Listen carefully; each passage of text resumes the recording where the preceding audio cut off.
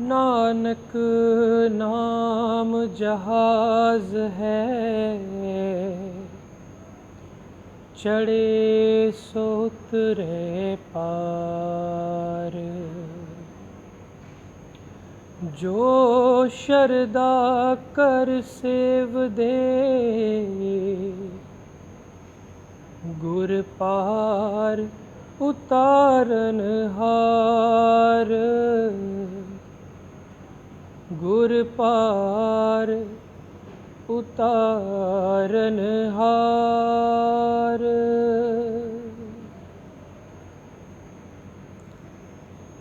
जेके channel के Facebook live में जुड़े सारे ही दर्शकों को आप लोगों का स्वागत है जुड़ने के लिए। सबसे पहले तो और आप सबको पता है कि टाइटल तो आपने देख लिया होगा कि we have lost one of the gems of our country. हमने एक भारत माता के बेटे को कल रात को खो दिया, legendary sports star Milkha Singh ji को। अगर हम बात करें उनकी उपलब्धियों की, तो दर्शकों उनकी उपलब्धियां जो हैं वो इस वीडियो में मैं अगर गिनाऊंगा तो वीडियो बहुत लंबी हो जाएगी। आप सब वाकिफ़ हैं, सब ने उन पे बेस्ड जो उनकी बायोपिक बनी थी भाग मिल्खा भाग, सब ने देखी है। The flying Sikh, tomorrow, yesterday, breath his last. Post COVID complications के चलते उन्होंने आखिरी सांस ली और हमें हमेशा के लिए अलविदा कह दिया। ये उन्हीं को ट्रिब्यूट है। और जेके चैनल के हमारे इस सेगमेंट में भाग मिल्खा सिंह जी के जो जीवन था और जो उनकी उपलब्धियां थी, जो उन्होंने स्ट्रगल्स जो शुरुआत से लेके अंत तक उनकी लाइफ रही है, और उस मुकाम पे पहुंचना कि इंडिया को एक वर्ल्ड मैप पे लेके आए वो। इंडिया अगर ओलंपिक्स में, कॉमनवेल्थ में जाने लगा तो वो मिल्खा सिंह जी की वजह से, क्योंकि वो रिप्रेजेंट करते थे उस टाइम पे उन एथलीट्स को कंपटीशन दिया करते थे जिनका कोई कॉम्पिटिटर नहीं था, और इंडिया को उस लेवल पे रिप्रेजेंट किया। ये बहुत ही फ़ख्र की बात हमारे देशवासियों के लिए, सबके लिए, हम भारतीयों के लिए बहुत फ़ख्र की बात है। और एक ऐसी लेगेसी छोड़ गए हैं कि जिसके चलते कितने स्पोर्ट्स के स्टार्स उनके बाद निकले, इंडिया ने प्रोड्यूस किए और बेशक आगे करता भी रहेगा। उन्होंने 13 जून को अपनी वाइफ निर्मल कौर जी, जो इंडियन वुमेंस वॉलीबॉल टीम की कैप्टन थी, नेशनल टीम की, उनको खोया था। अपना लाइफ पार्टनर उन्होंने 13 जून को खोया और कल रात को उन्होंने हमें भी अलविदा कह दिया।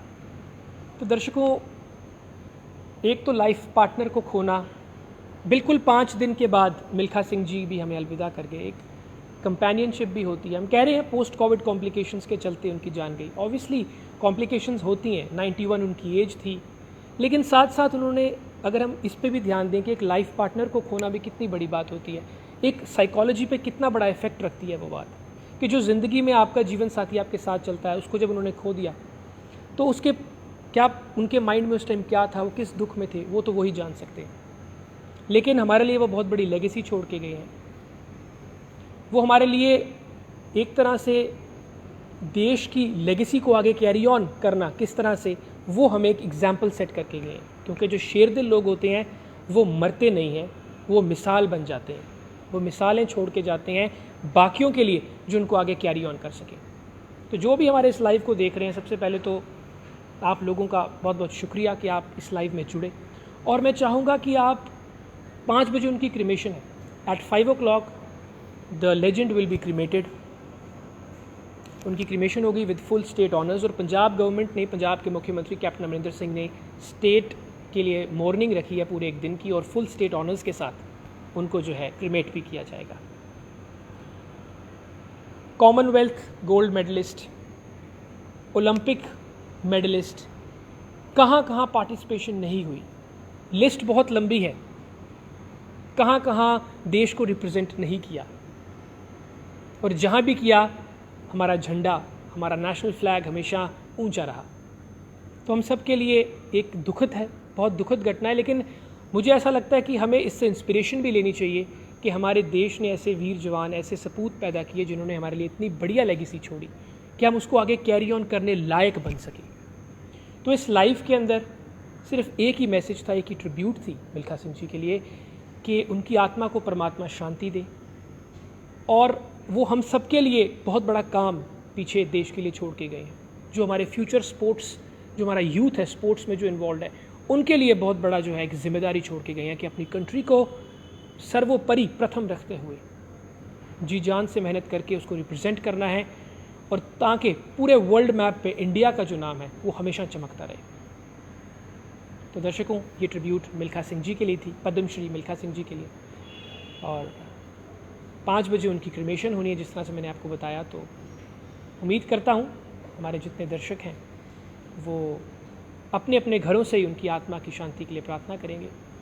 और जितने भी हमारे वीर जवान इस टाइम फ्रंट पे हैं, जो हमारी सेवा कर रहे हैं, चाहे वो खाकी में हैं, चाहे वो एप्रन में हैं, उन सबको सलाम है, क्योंकि आप लोगों की वजह से इतनी स्मूथ फंक्शनिंग हो पाती है। इस पैंडेमिक के टाइम पे जो अपने घरों का आराम छोड़कर हॉस्पिटल्स में नाकों पे ड्यूटी कर रहे हैं, उनको भी बहुत बड़ा सैल्यूट है। ये देश आपका आभारी है और आप देश के सपूत हैं, इसका हमें गर्व है।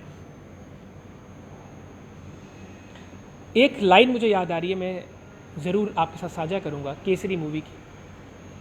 ऐ मेरी ज़मीं अफसोस नहीं, जो तेरे लिए 100 दर्द सहे, महफूज रहे तेरी आन सदा, चाहे जान मेरी ये रहे न रहे।